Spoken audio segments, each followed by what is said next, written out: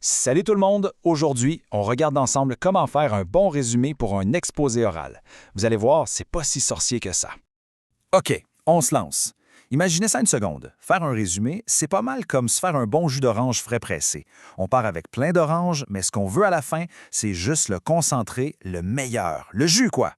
Bon, pour parler sérieusement, la définition d'un résumé, c'est exactement ça. C'est de prendre un texte puis de le condenser pour ne garder que les idées principales.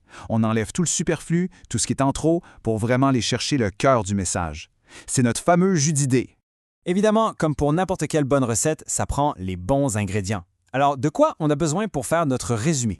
Justement, pour l'exposer, nos ingrédients, c'est simple. Le fruit, l'orange, si on veut, c'est le sujet du message qu'on a choisi. Puis les nutriments, ce qui fait que le jus est bon, ce sont les idées principales. C'est ça, puis seulement ça qu'on doit garder.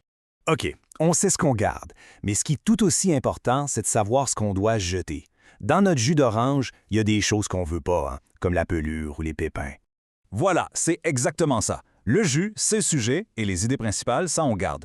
Mais la pelure, les pépins, ça, c'est les détails. Les exemples, les répétitions, on enlève tout ça.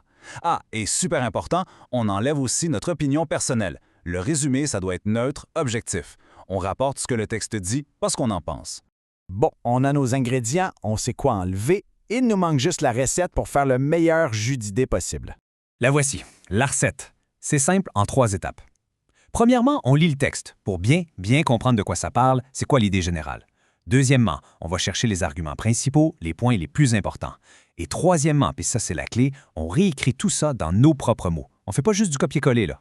Alors, en suivant ces 3 petites étapes, ça devient pas mal plus facile de faire un résumé qui est clair, qui va droit au but. C'est vraiment le chemin le plus direct pour arriver au résumé parfait.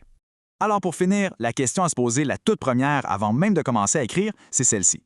En pensant au message engagé qui a été choisi, quelle est vraiment son idée principale? Si on peut répondre à ça, on a déjà le cœur de notre résumé. C'est le meilleur point de départ possible. Bon travail!